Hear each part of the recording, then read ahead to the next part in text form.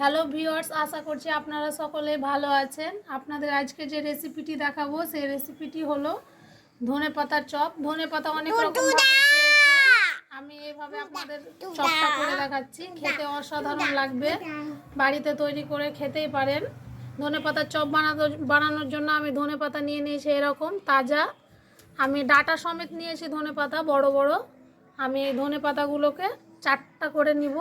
আপনি 4টে 5টে ওরকমভাবে নিয়ে সুতো দিয়ে বেঁধে নেব। ধনেপাতার চপ বানানোর জন্য আমি এইভাবে নিয়ে সুতো দিয়ে বেঁধে নেব। ধনেপাতার চপ বানানোর জন্য আমি এরকম বড় বড় ধনেপাতা ডাটা সমেত নিয়ে নিয়েছি।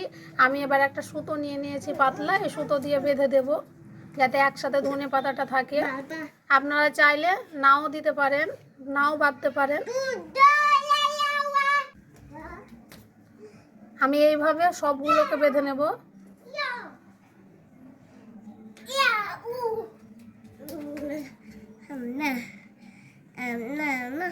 আমার সবগুলো ধনেপাতা এইভাবে বাঁধানো হয়ে গেছে। আমি এইভাবে সবগুলো ধনেপাতা বেঁধে নিয়েছি। দেখেন সবগুলো আমার বাঁধা হয়ে গেছে।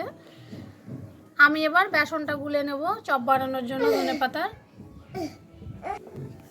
বেসন নিয়ে নিয়েছি আমি এখানে বেসনে আমি সর্বপ্রথম লবণ দিয়ে দিব 2 চামচ। আমি বেশ কিছুটা কালো জিরে। আমি বেসনটাকে এবার সেনে নেব। জল নিয়ে নিয়েছি, হালকা হালকা জল দিয়ে খুব ভালোভাবে সানবো। বেসনটাকে খুব পাতলা করব না, আমি গাঢ় করে একটা বেসনের পেস্ট তৈরি করব।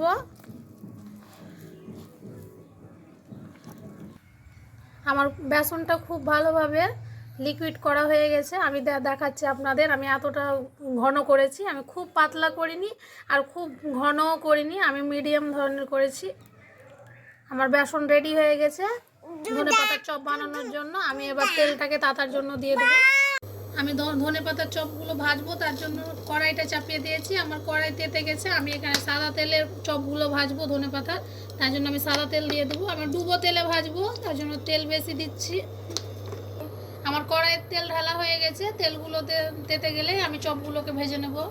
তেলটা তেতে গেছে, তাই এবার আমি ধনেপাতাতে ডিপ করে নেব বেসনে।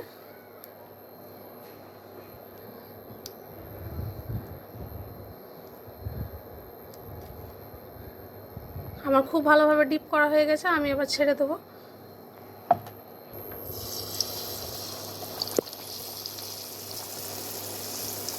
আমি সবগুলোকে ডিপ করব খুব ভালোভাবে ধনেপাতাতে, যাতে খুব ভালোভাবে বেসনের কোট লেগে যায়।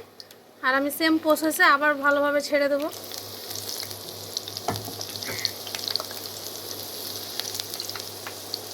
এইভাবে আমি প্রত্যেকটা করে নেব একে একে।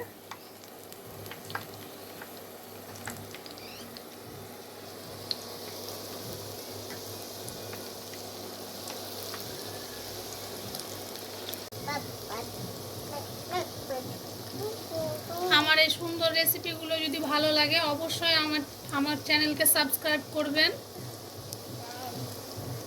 আমি এবার ধনেপাতার চপগুলোকে ভালোভাবে ভেজে নেব লাল করে। আমার 1 পিঠ হয়ে গেছে। আমি এবার ধনেপাতার চপগুলোকে উল্টে দেব। আপনার তেলের টেম্পারেচার সব সময় মিডিয়ামে রাখবেন, হাইয়ে দিবেন না, নাহলে ভিতরে যে বেসনের ভিতরটা গ্যাদা হয়ে থেকে যাবে, ভালো হবে না, ক্রিস্পি হবে না।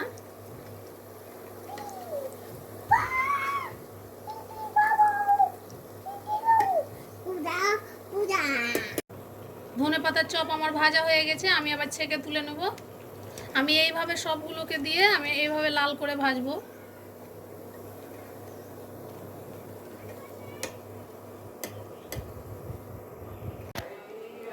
আমার সবগুলো ধনেপাতার চপ ভাজা হয়ে গেছে, আর কতটা ক্রিস্পি হয়েছে আপনাদেরকে আমি ভেঙে দেখাবো। দেখেন কতটা আমার মুচমুচে হয়েছে ধনেপাতার চপ। আপনাদের যদি এরকম আরও সুন্দর সুন্দর রেসিপি জানার থাকে অবশ্যই আমাকে কমেন্ট বক্সে জানাবেন, আমি করার চেষ্টা করব।